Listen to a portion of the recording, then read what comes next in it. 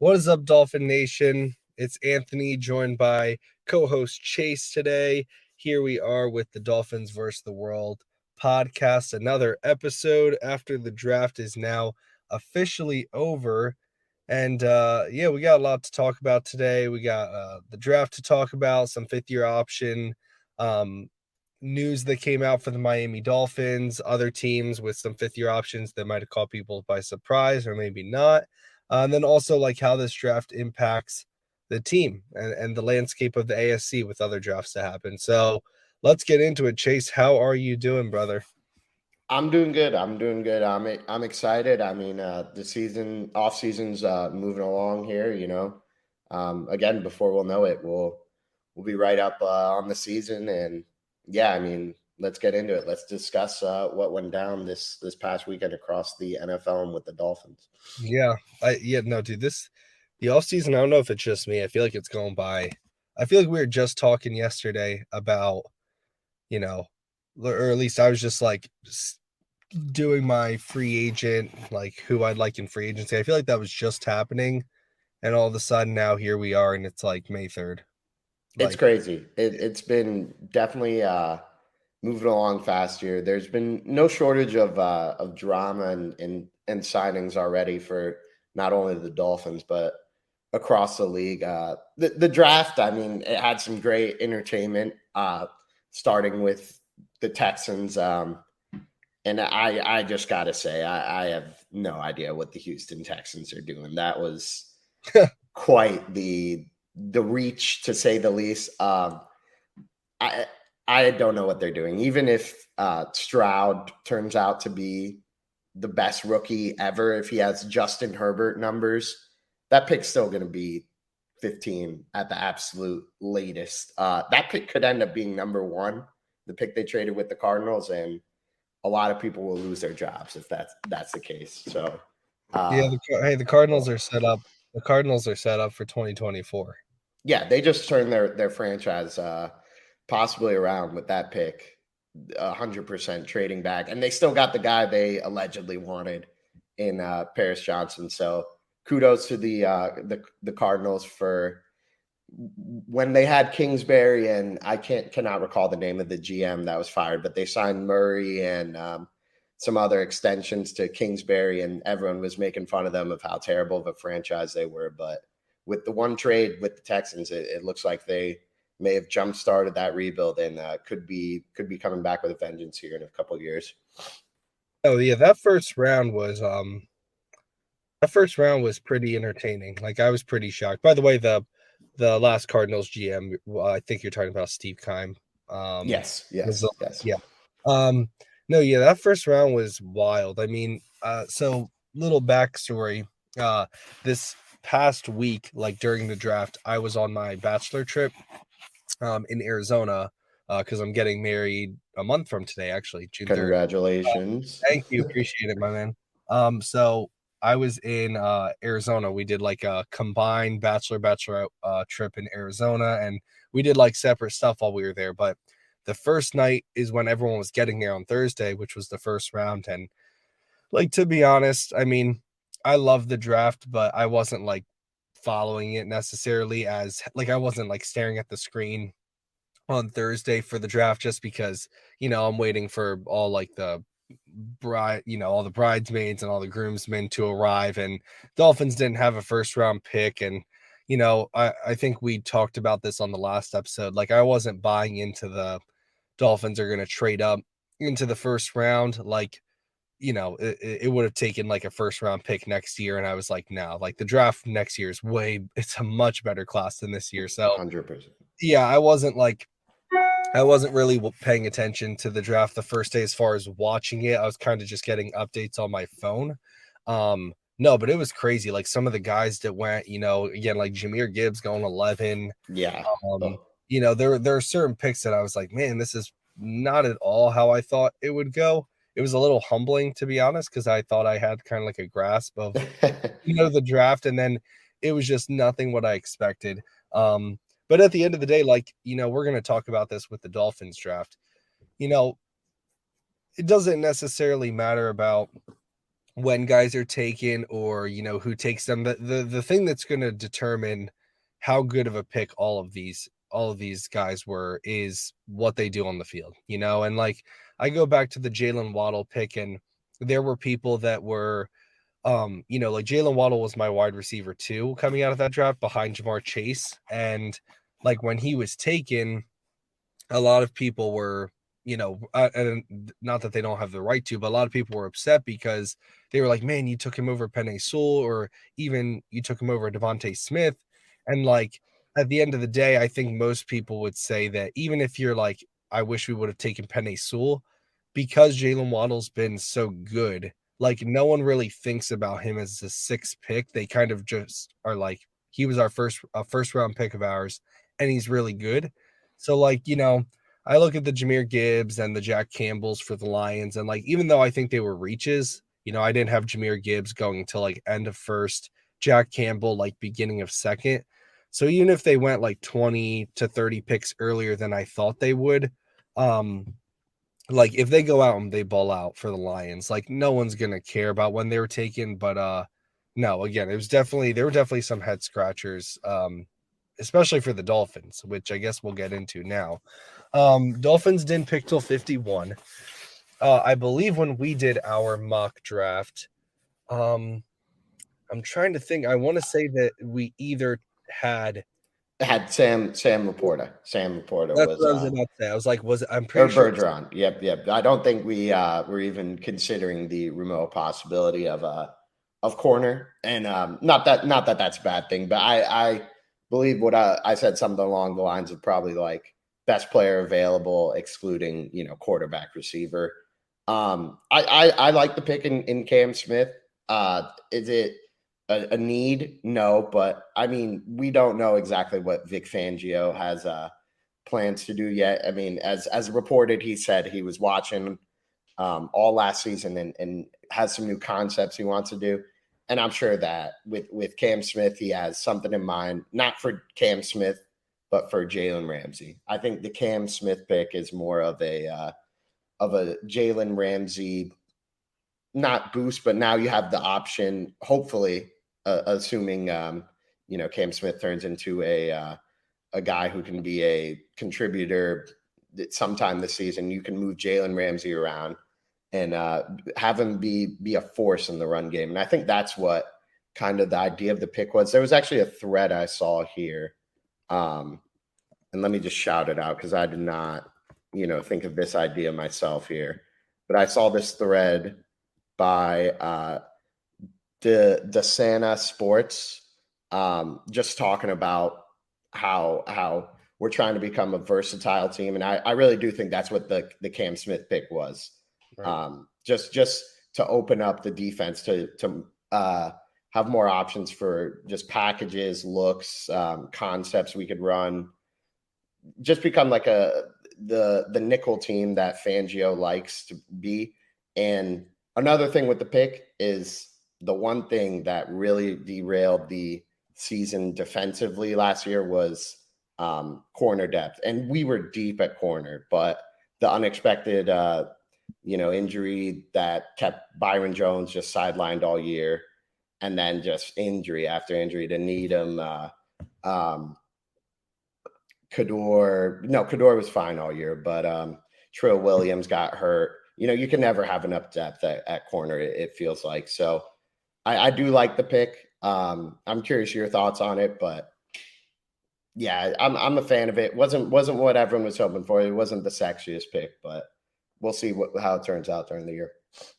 No, yeah. So anyone who like listens to this that follows me on Twitter is like, they already know that I wasn't super enthusiastic about the pick when it first happened. So I forget exactly. I think at the time, again, going back to like what I was doing in the weekend, we were about to go out to dinner, like everyone, right when the Dolphins picked. So I was getting ready. We had like the primary bedroom upstairs, and it's like this very nice, like huge bathroom, and I'm feeling good. I'm like getting ready, putting on my cologne, night out. And I'm like, man, I'm trying to think of who the Dolphins will take, because Matthew Bergeron, everyone kept telling me like it was a reach when I took him at 51, and he went like in the like 7th pick of the 2nd round. Cause again, if you put him at guard, he's going to be like a phenomenal guard. And now the, Atlanta Falcons, who had one of the best O lines, have him and Bijan. Um, but like, so I'm sitting there, I'm like, man, I don't know who we're going to take. Like Sam Laporte is gone. Michael Mayer was gone.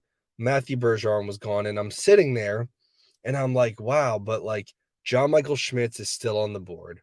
Darnell Washington, for some reason, is still on the board. Little did I know that he would still be there in the 3rd round, too. But he starts falling. And I'm like, man, there's like Darnell. I'd be fine with Darnell Washington. I'd be fine with John Michael Schmitz. Like, there's some guys here for sure that I would like love to take that I think are really good players and their needs. And then so I'm texting. I don't know if anyone here follows this guy, but his name's Kev. Today's actually his birthday, so happy birthday to Kev. He's a good friend of mine. I talk to him a lot, and we're messaging before our pick, like 5 minutes before, and we both at the same time were like, "Why do we have a feeling that like out of nowhere Chris Greer is going to draft like a cornerback?" Like I don't know why. And here's the thing on the Cam Smith pick, I was not excited about it, but when I look back at it, it's one of those things like, let me go back to like what I said earlier. What's going to matter is what these guys do on the football field. And Cam Smith, what you're getting in him is you're not getting someone who's great man to man. He's going to be zone, he's going to be cover cornerback, which is going to be exactly what Vic Fangio will want to use him as. To me, he kind of has a little bit of aspects of everyone's game that's on the team. Like he is a hard hitting cornerback. Again, cornerbacks normally aren't the greatest tacklers. They're not really, I saw a bunch of stuff like he's not willing to, get involved in the run game. And it's like, well, yeah, he's a cornerback. Like Jalen Ramsey does that, but like, X isn't helping out in the run game. That's not his specialty. So like he kind of has aspects of his game of a lot of guys we have, versatility like Jalen Ramsey, like Cam Smith could play safety with Javon Holland if they needed him to. Again, for the scheme and because Vic Fangio likes to run a lot of cover, not much man. Like Cam Smith is arguably one of the best cornerbacks in this class for that.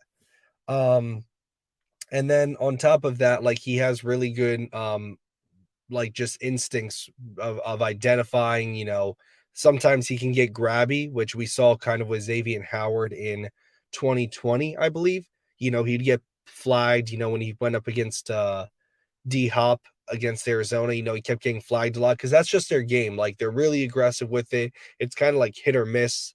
And so that's really his knock, is that he kind of gets grabby, a lot of penalties. But I just think that overall, I understand the pick. I think it's sensational value because many people thought Cam Smith was a 1st-round pick. But again, like when it first happened, I didn't know much about Cam Smith because never in a million years did I think we'd go that route. But I understand, Xavier Howard's not getting younger.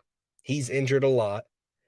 You have a guy now that can learn behind Xavier Howard and Jalen Ramsey, arguably the best cornerback duo in the league. And then, like I said, what's going to matter is what these guys do on the football field. If Xavier gets injured or Jalen gets injured and Cam Smith goes out there and does a good job and like balls out, or, maybe next year we move on from either X or Jalen, it'll probably be X first. But say we move on from one of them and Cam Smith fills the role and does a very good job at it, no one's going to care because we learned last year how important it is to have good defense and have good cornerbacks because we kept having so many injuries. So I understand the pick. It's more so, I think this was like the theme of the Dolphins draft. There are some moves that I'm like, I get it. I like the pick. Great player that you took, great value. I just can't get super hype about it. And I think that with the Cam Smith pick, it's one of those where, two things can be true. I can like the player, I can love the value, but I can scratch my head at the pick. And I guess, like, again, I would have preferred John Michael Schmitz. Like, I think offensive line, they're hell bent on having Connor Williams at center, rightfully so, because he was phenomenal last year. But like John Michael Schmitz was the best center prospect in the draft. And if he's there for you at 51, and you can move Connor to left guard, which is his natural position, play Schmitz at center, your whole offensive line is good. You have to figure out that right tackle spot, but at least you have 4 out of the 5 figured out. And I guess that was more appealing to me. So, you know, especially with the second round pick too. I don't know. Like, let me know what your thoughts were, but it's not necessarily that, I was like super upset with the pick, but looking at how the beginning of the second round went, Michael Mayer, Sam Laporta, Matthew Bergeron all went off the board early. I guess I just assumed that because we didn't have many picks and because we're in a win now mode, I thought they'd be more aggressive to go get the guy that is going to make a significant impact this year. And I felt like it was just kind of like, we're going to sit here and, again, not that it's a bad thing, but we're going to sit here. And even if we take a guy like Cam Smith that probably won't help us a lot this year, he should be a good player for us for the long run. And it's like, I understand that. And you need to do that because that's smart business. But also, and we'll talk about this a little, like I wonder how much closer are we as a team to winning a Super Bowl today than we were, this time last week. So I guess that's really overall. But like, I'm curious your thoughts. Did you expect the Dolphins to be more aggressive, I guess, in moving up and down? Because we had heard that they were, but then like the Dolphins did not move once in the draft. We didn't move up, we didn't move down at all in the entire draft. And I guess that caught me a little bit by surprise. Yeah, that did surprise me too. They're in such like a peculiar spot. Like I agree with you that that center or some form of O line at pick 51 where we took Smith. I would have liked to see that too. I think overall they kind of just had a best player available theme throughout the entire draft, and I'm honestly not too sure why they wouldn't have traded some picks if there were any moves available. Who knows? Maybe no one was interested in moving up, and that's why we couldn't move down, or the asking price to move up was ridiculous. But they're in such a weird spot just because they did pick up the option with Tua, and it is a make or break year for him is basically the bottom line. And who knows what they do next offseason. God willing, he just stays healthy and we have a very simple decision.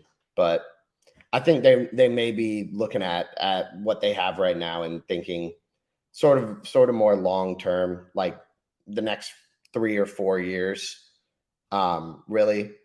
But yeah, this is a team that is built to win now if we could stay healthy, and that's obviously the biggest if. And then in the third round, I don't think the pick takes us out of Dalvin Cook, and at first a lot of people kind of thought it did, but I don't see how it does. What do you think about that? What are your thoughts on taking a running back? All right, so yeah, so third pick 84, or third round pick. It was our second pick. Devon Achane, running back at Texas A&M. So this is a guy. So I had Devon Achane as my fourth running back in the draft. Now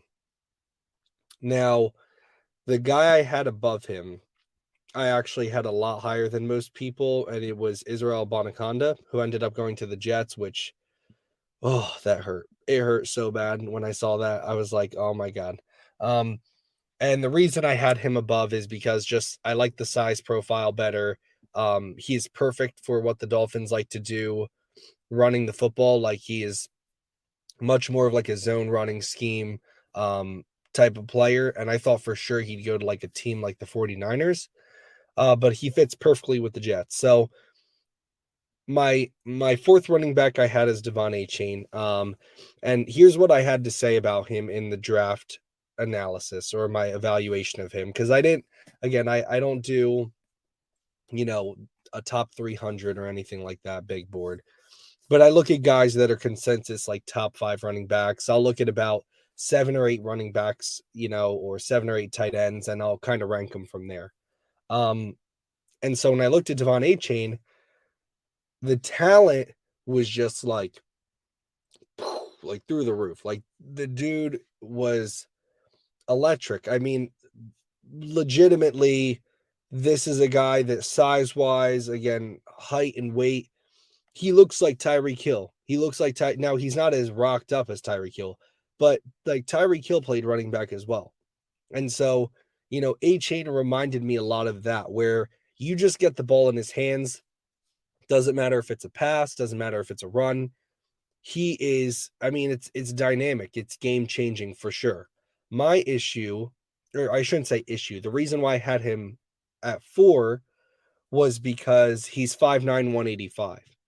And what I put was, I'm not sure how high you take a running back who, even though he's a willing pass blocker, if you're 185 pounds, I don't care how willing you are. If Fred Warner runs full speed at you, it's going to be a long day.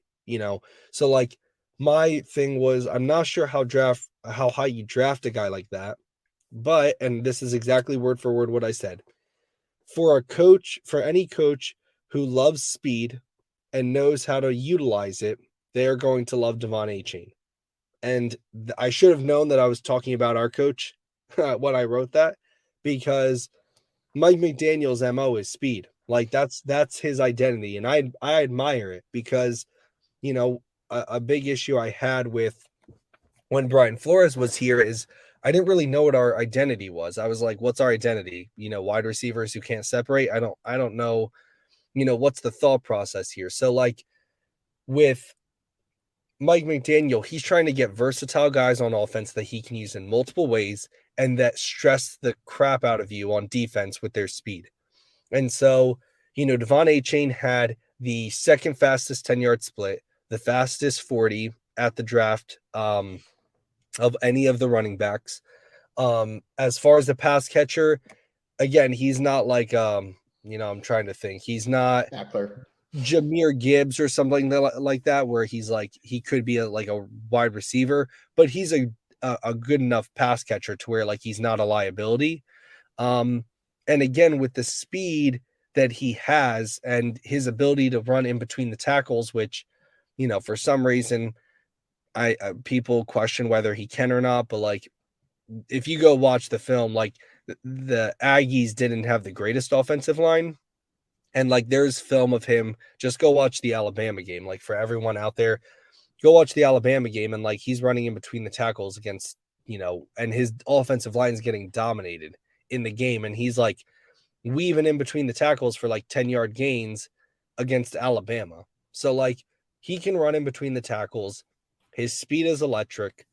I wonder how much they're going to use him, because like with the Dalvin Cook thing, even though again I've been hearing that like he's coming here, they just need to like figure out the contract and stuff. I'm also like, I don't know, even if it doesn't happen, let's say it doesn't happen, and it's just Raheem Mostert and Jeff Wilson, like how much are you going to use Devon Achane? That's what I'm curious to see. It's not that I doubt it. I'm curious to see how much they use him, because like right now I would put Raheem Mostert ahead of him, but I would put him ahead of Jeff Wilson. Mm-hmm. I'd put him ahead of Savon Ahmed, obviously. And, as far as the does it end the Cook conversation, our running back room is making 7 million total right now. The only person other than Devon Achane, obviously, because he's a draft pick, that is owed money, like guaranteed, like it would be a significant cap hit if we cut him, and not significant, but it's Raheem Mostert. Jeff Wilson, if he was cut today, he would be a $443,000 cap hit. That's less than $500,000. Ahmed and Gaskin, if you cut both of them, would save you $2 million. Okay. So like this notion that like because we got Devon Achane, it takes us out of the Cook conversation, it's not true. Now, what I think, again, if I'm just like if I'm reading it the right way, and this is just speculation. I have no idea. Again, I don't have sources. I don't claim to like know people in the Dolphins building. I just trust people I listen to that do. Devon Achane to me screams, we are fine at running back, but if Cook wants to come here, we are ready for you. That's what it screams to me, is like Devon Achane gives you the luxury to where you no longer are screwed, or you no longer don't have like a dynamic playmaker at that position if Cook, wants too much money and you're not willing to give it to him. So And yeah, what are your thoughts on that? And yeah, a couple things. Just first off, yeah, I'm the worst with names. That's why I didn't even attempt to say Devon A-Chain's name here. I will butcher so many names over the course of this. So my apologies just to everyone listening for hearing my terrible pronunciation from now on. But I haven't seen a Dolphins coach that excited about a pick since we drafted Raekwon Davis, and Brian Flores over Zoom was just so amped up. Mike McDaniel clearly loves this guy. He clearly was pounding the table for this guy. This is a Mike McDaniel pick all over him. He has something in mind for him. We'll see, and it's just the speed factor. He loves his speed. I'm excited to see what they do, and the same thing goes last season offensively. We had so many injuries at running back. You can never have enough depth there, and he's just going to be a cheap guy on a cheap contract who's hopefully contributing. Again, I don't know if it'll be right away. I think less so. This may be like a Zukama pick. We're kind of just sitting here like, yeah, we drafted him in the 3rd round and he played 10 snaps all season. But if he does come in and is ready to contribute, I could see some specific packages for him just because of the pure speed. There's just so much speed all over this offense that it's going to be a nightmare to cover.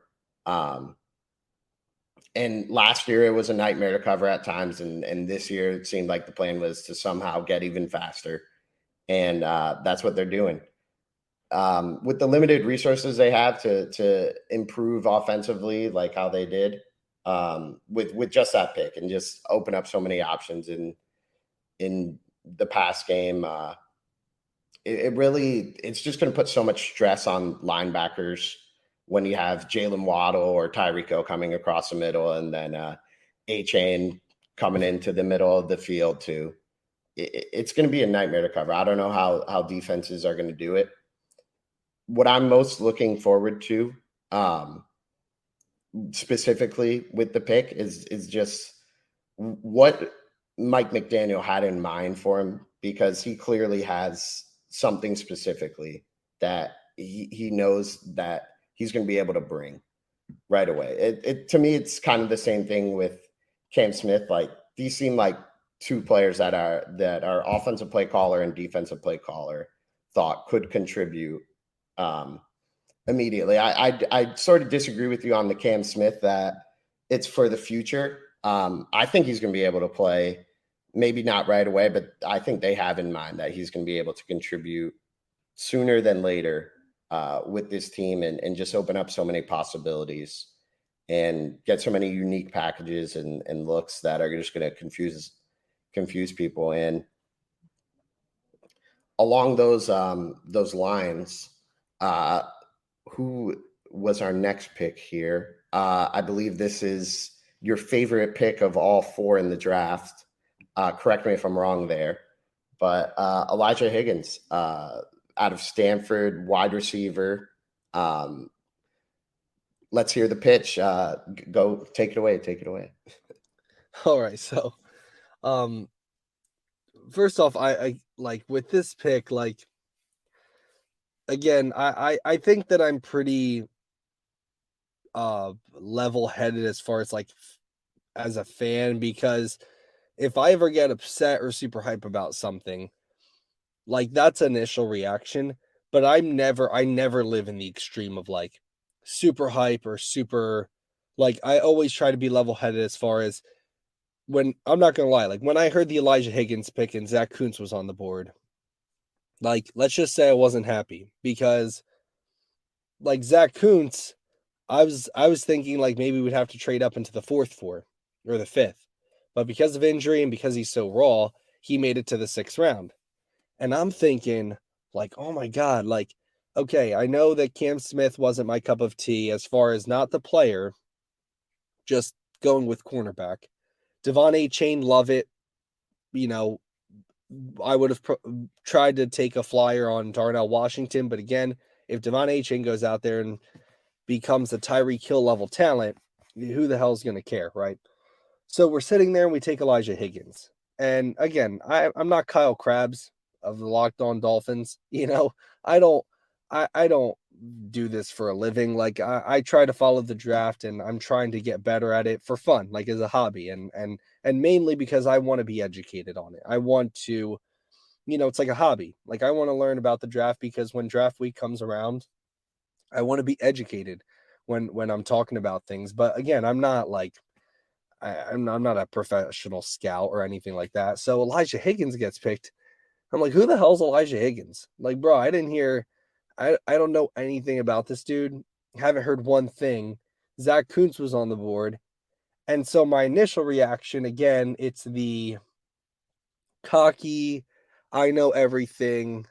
What the hell's this pick, right? And again, I'm at my bachelorette weekend, so I'm not like deep diving into film on these guys after they're picked.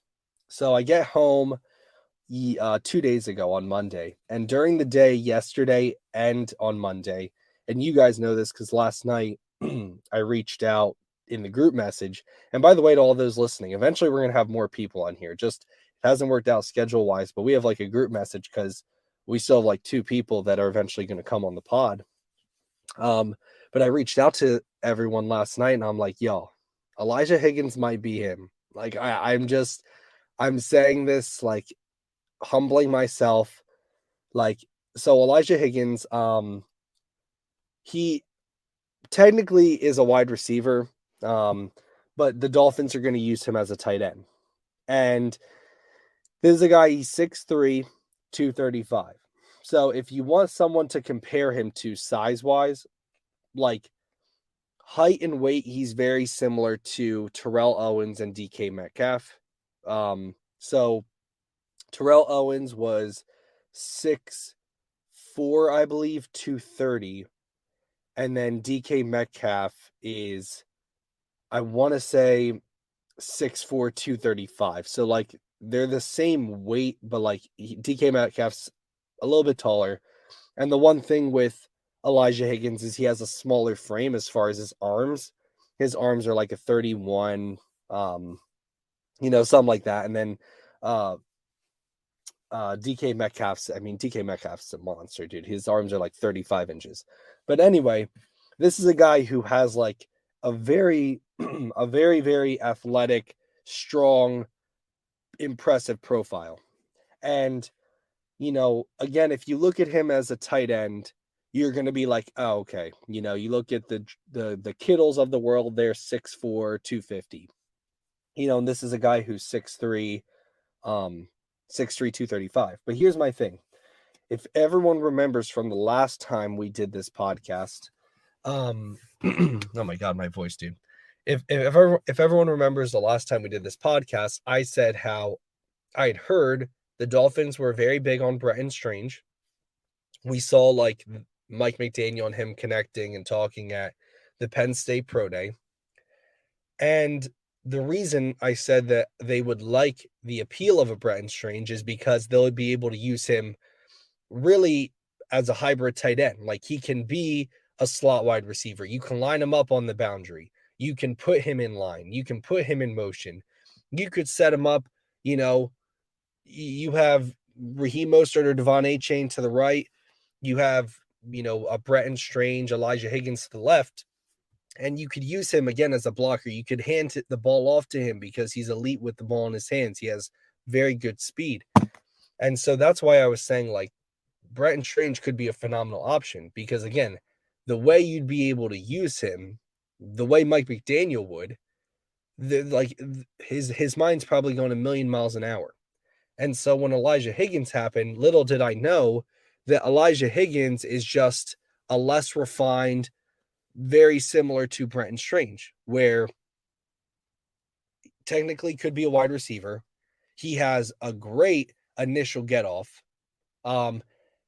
Unlike, again, and when I say he's a wide receiver who can block, he's not Trent Sherfield. Trent Sherfield's 6 foot, like 201 pounds. Okay, this guy is three inches taller and he's 35 pounds heavier. Okay, this is like a much bigger dude. So he has like all the stuff you'd want from a wide receiver. Again, phenomenal creating space. His speed, he tested at a 4.5, but technically, like, he was saying that he got times from teams. I was watching an interview he did with Terrell Owens, and he said that he heard from teams that they had him at sub 4.5, like in the 4.4 range, which again, as a wide receiver, you're like, okay, that's pretty good. But like, if you think about that as a tight end, like if you took his testing and put it at tight end, he would have had a top 3 40, a top 3 3 cone, and a top 3 10-yard split if you put him with the tight ends. The issue, again, that people are going to have is the size, the arm length, the fact that he's 6'3", 235. But here's what I would tell people to remember. The issue with Mike Gesicki was not necessarily his inability to block, okay?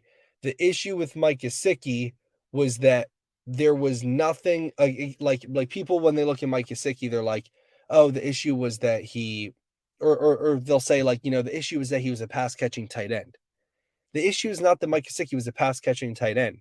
The issue was that he did not want to block. There's a difference between not being able to and not wanting to. He did not want to block. He had no intention on blocking. He couldn't block. And on top of it, even as a pass catcher, and this is where I argued so much with people, he's not a good pass catcher. He can't separate. He takes so long to get out of his breaks. He can't create room at all. And Mike McDaniel's all about creating space and yards after catch. And that's not Mike Gesicki. Now, with Elijah Higgins, you're getting a guy who phenomenal at creating space because he has that wide receiver in him. Again, we're talking about a guy who's running sub 4.5. He had teams measure him at 4.4 for his 40. We have an athletic profile, an extremely athletic profile, so he's still a pass-catching tight end. And on top of it, again, because of his ability to create separation, to dodge people, and to get yards after the catch, you can use him in so many different ways. And so I don't think that people should be shocked that the Dolphins went for this type of guy, because who was the tight end that we were rumored to be interested in that Drew Rosenhaus said we wanted last year? It was Darren Waller. Darren Waller is not an inline blocking tight end. He is a pass-catching tight end who is willing to block, and he's able at doing it. Mike Gesicki, it's not that he was a pass-catching tight end, and this is something I have to tell myself. The issue with Mike Gesicki was that he wasn't willing to block, and even in the pass game, he couldn't separate worth a you-know-what. So now you're getting a guy in Elijah Higgins, and I'm not trying to say he's going to be like a Pro Bowler this year.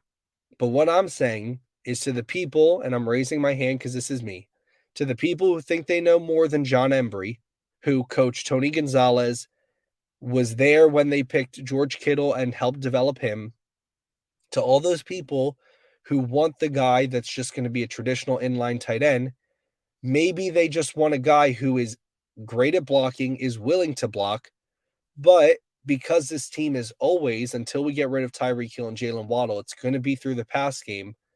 Maybe they want to get a guy who is a threat as a pass catcher.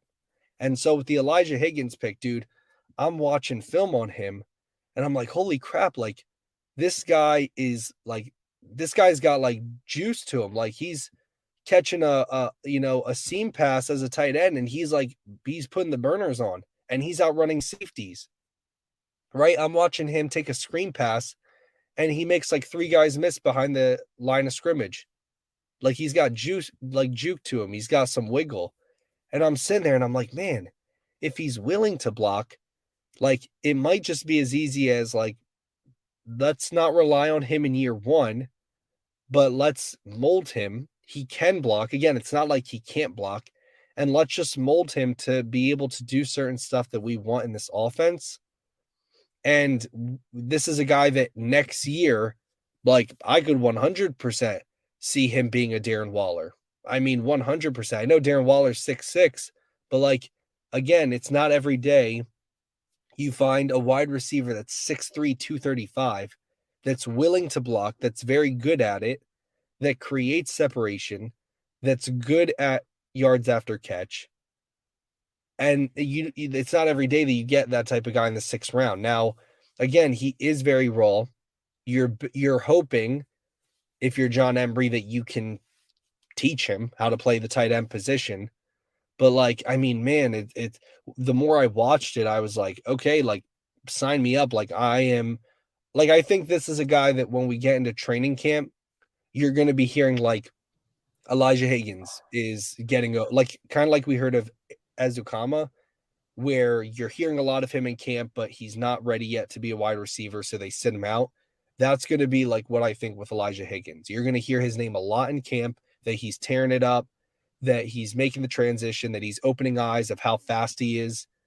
And like, I'm just saying, like, the potential of this guy in 2024 is, I'm sold on him. Yeah, there's a lot of these. I mean, now it's with any draft, obviously, for every team, it's up to the staff and to just develop these guys. And there's a lot of just raw talent in all these guys, and we got to turn them into these NFL contributors. I mean, I'd love for there to be a space for everyone that not undrafted free agents and draft picks that we had. The difference between this year and years past is we only took 4 picks as opposed to, somewhere we had like 11 picks and everything. So it's a smaller draft class. There's less to work with. But yeah, it's all about development now. And that's the key. And a guy like John Embry, you got to put full trust in him. His track record has proven itself. And then last but not least, we finally get a Michigan guy. As Steve Ross said, he's good for Steve Ross for finally getting his Michigan guy. But yeah, just a total project in my opinion. And Ryan Hayes, we'll see down the road. Cool. Nothing really to say on him. It's 7th round pick. Just a total project. And then do you have any undrafted free agents here that specifically you've been looking at that think could, I guess, make the team, maybe contribute in some capacity if due to injuries and something, some guy that maybe you could expect to have some just hidden value, some diamonds in the rough here? Any names you're particularly looking at?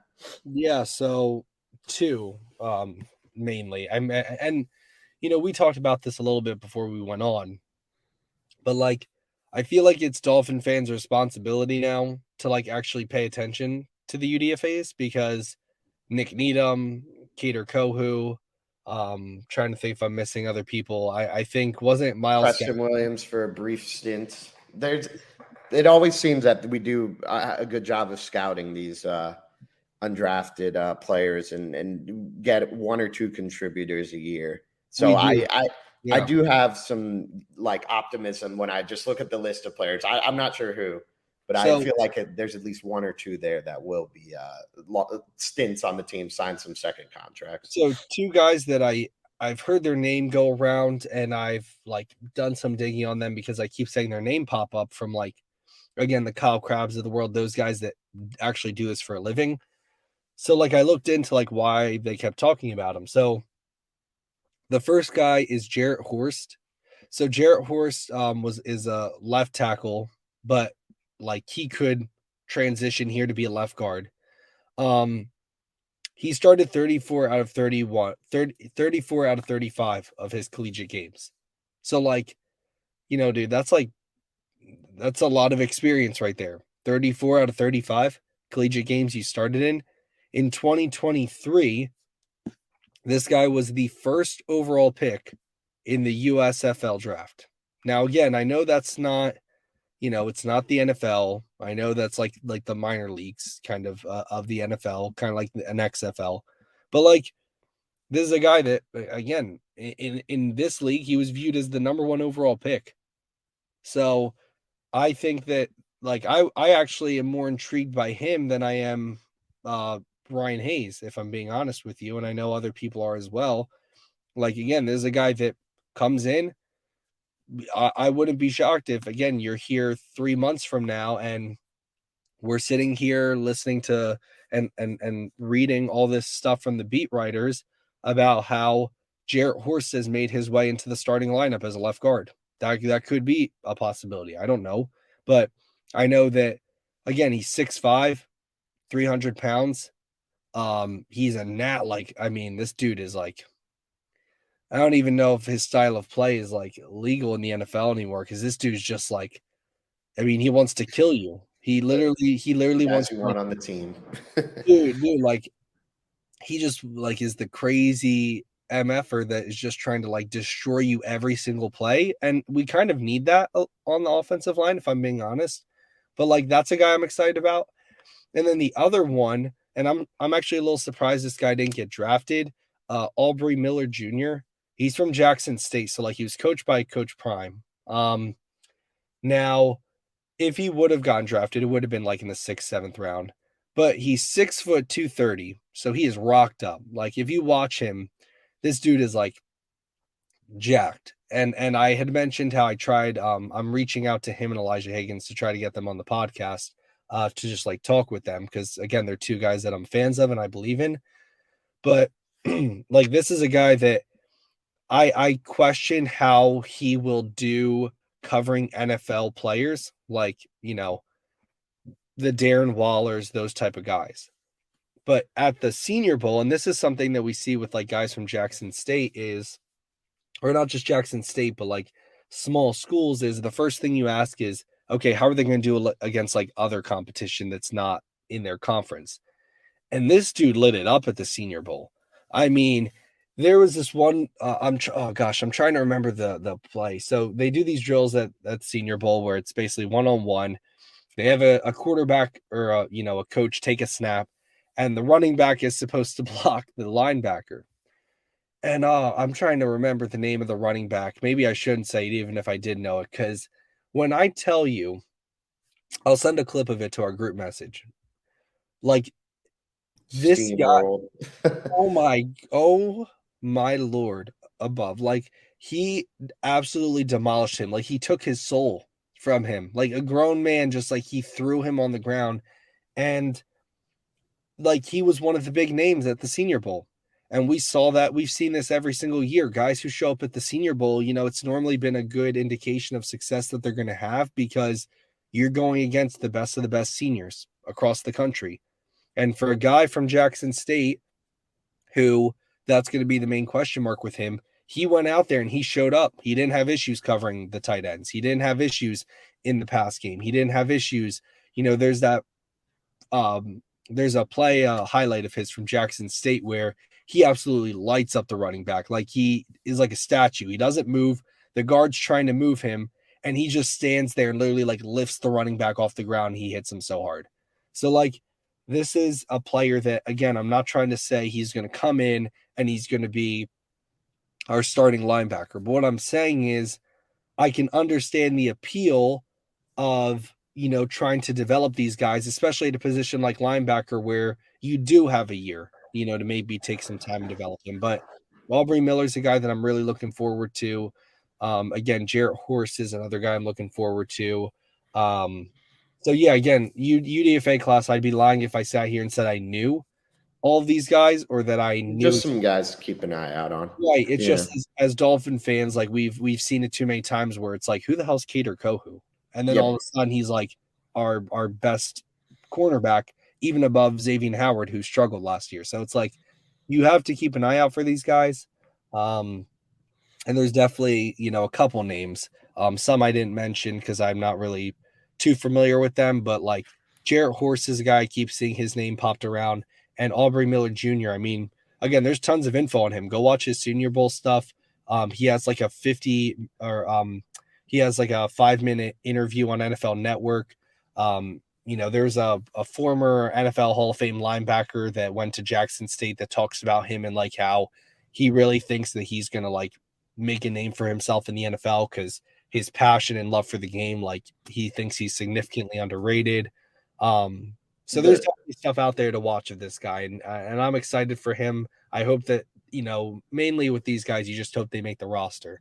But Exactly. And the beauty of it is if it was an exact science, uh, guys like Noah Igbinoghene and Austin Jackson would have had their 5th-year option picked up. For every first round bust, not calling them bust just yet, but it I think their time on the Dolphins is running out here. Maybe, hopefully for them, it will work out somewhere else. But for every first round miss, there's an undrafted free agent somewhere in the league that was overlooked for one reason or another, whether it be playing in a smaller conference, size concerns, character, plenty of different things that just fly under the radar. And there's hidden talent there that if you have the right staff in place, you could develop. And that's just what we've had some luck in that in recent years, truth be told. It does take some luck. I'm sure, again, if it was exact science, we would be signing all these undrafted free agents and we'd know they'd be making the team here and contributing to the Dolphins in some capacity. But yeah, just trying to transition there really into what do you think about Austin Jackson and Noah Igbinoghene? Do you think, I guess mainly Igbinoghene will be a camp casualty due to cap reasons and whatnot? And then Austin Jackson, do you think he can still find a way onto this team long term? My just quick prediction would be we're going to see a lot of Austin Jackson this year, and I don't think it's going to go well. And we will not be seeing Noah Igbinoghene on the team come the start of August. Let me hear your thoughts. yeah, so I mean, man, I hate talking about these two guys because it's just a reminder that like of what we could have had. Anyway, so surprisingly, or maybe not surprisingly, only 12 picks from the first round in 2020 got their 5th-year option. Like 20 of the 32 players are either on different teams, they're not in the NFL anymore, or they didn't get their 5th-year option picked up. And I like, believe only, sorry to cut you off there, but I believe yeah, only I'm not sure the exact number, but there was a shockingly low number that just weren't in premium positions. Like if you look at like over the course of just a 5th-year option, like, running backs never get their 5th-year option picking up just for one reason or another. But yeah, it really seems that in the first round there with the 5th-year option, you want to get a premium position, tackle, receiver, corner, edge, quarterback, just to be willing to just invest in them, more money. right. Again, like the names: quarterback Joe Burrow, yeah, got it. Tackle Andrew Thomas, got it. Tua, yes. Justin Herbert, yes. Derek Brown, defensive tackle, yes.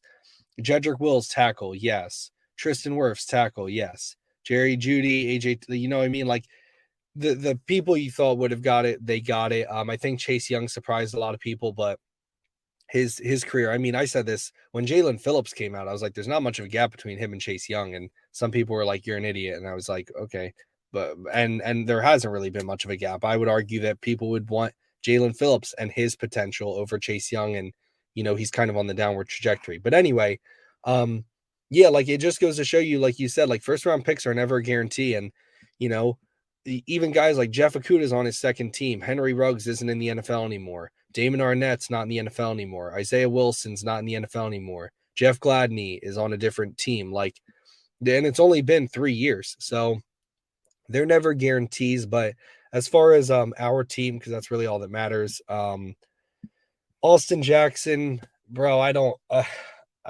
know. I hope to God that he doesn't play right tackle for us a lot.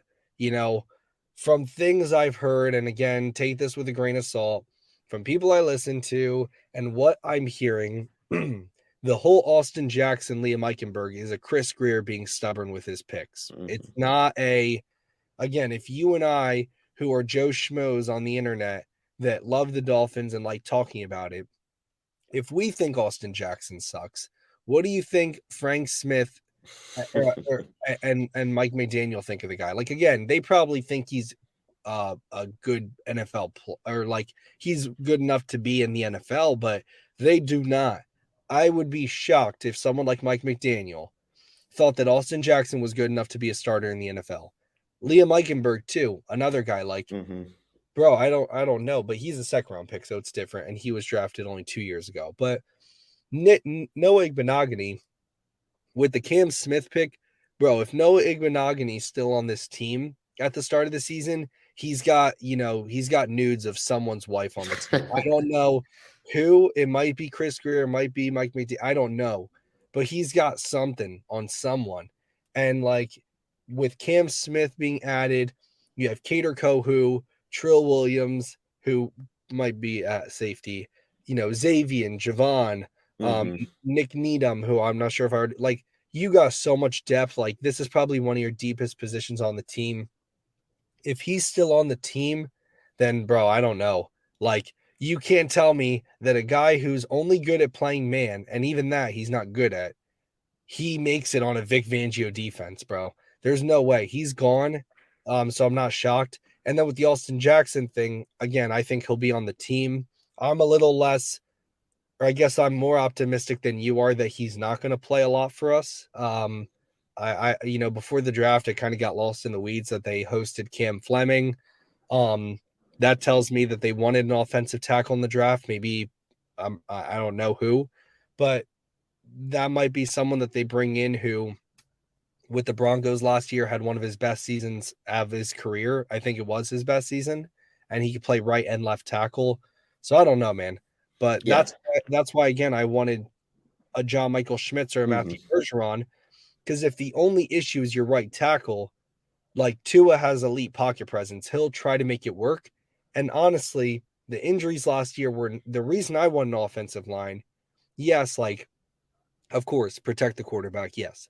But like mine's for the running game. Like Tua's injuries last year weren't because of the offensive line. And that might be hard for people to understand, but he got pushed by Matt Milano, which wasn't a concussion, but like he got injured nonetheless. And it was a controversial thing. The Bengals game, he held on the ball for like 10 seconds and got thrown to the ground. But like, I mean, his offensive line did a great job. Take a picture like right at the top of his drop, and it's like the greatest pocket you've ever seen. And then against the Packers, he just got tripped. Like it wasn't like he got hit like the Bills game 2 years ago. He didn't have any of those last year. So, again, this is why like we head into the season now, and I'm like, I mean, I guess they're going to start Austin Jackson somewhere, because if you think that Austin Jackson is going to lose out the right tackle and left guard spot, like, do you know Chris Greer? Because he will, again, he's kept him on the team. Even though he sucked, he's kept him on the team so he doesn't look like an idiot. So I love Chris Greer, but I mean, let's call it how it is. So yeah, who knows? I'm not shocked that the 5th-year option wasn't picked up. No. The one like thing both of them have going for them is they're only 23 years old. Like Eichenberger's 25 for perspective. They still have a lot of room to grow, but it doesn't seem like it's going to click, at least here. Like we've spent enough time where I think we can safely say we tried, it didn't work out. We're ready to move on. We need to move on. We can't keep trying them. Here's the thing, like everyone keeps saying like they're young. They've like, bro, I'm young. I'm 24 right now. Like I can't play right tackle. I can't play, like, you know what I mean? Like I don't know why we're so like in love with these guys. Like Austin Jackson and Noah Igbinoghene were like 20 when they came to the NFL. Exactly. And wasted 3 years of their career. Like give me a guy who was 25 and was Teron Armstead level and out of the draft. Like I don't care. Like that's my thing is like I understand that these guys are young, but like Austin Jackson had a cool story, but like that's about it.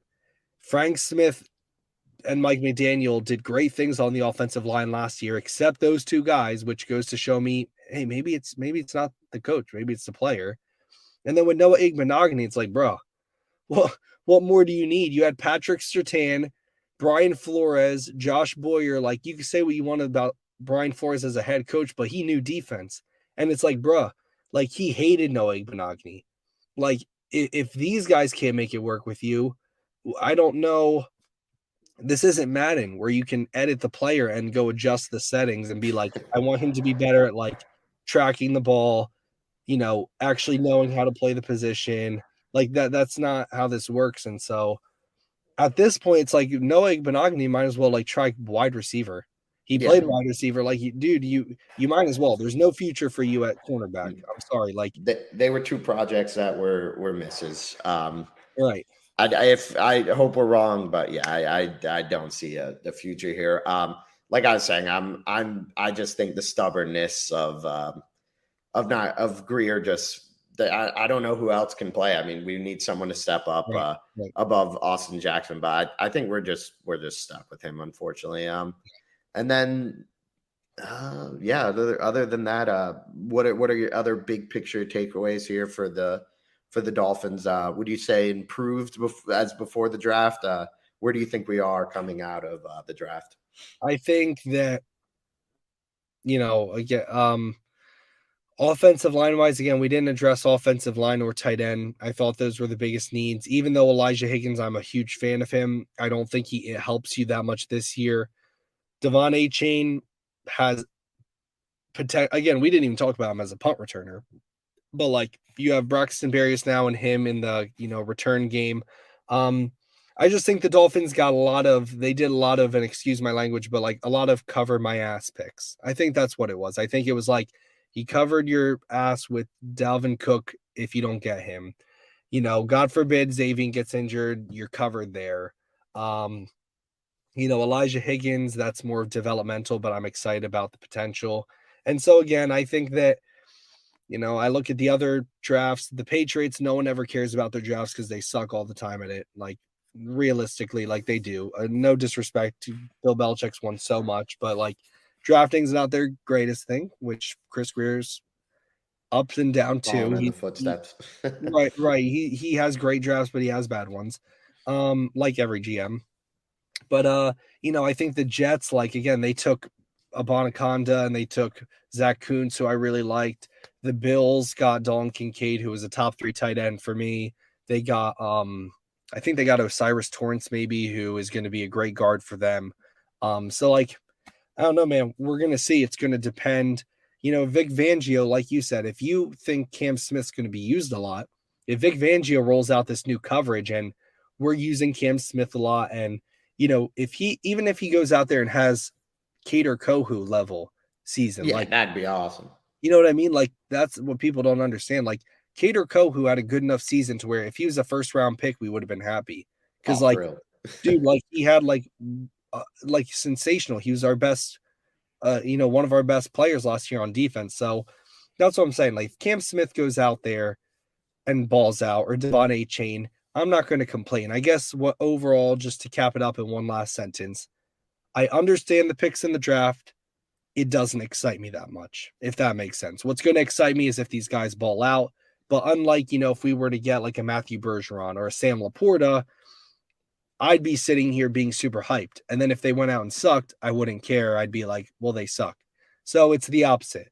Not super hype. I understand the picks, but of course they're Dolphins. So if they go out there and they ball out, I'm going to be jumping through the roof, and I will never be afraid to say I was wrong or, I didn't see that coming. I'm not ever afraid to say that. So, And sometimes that's when the results are the highest, when the expectations are the lowest. right.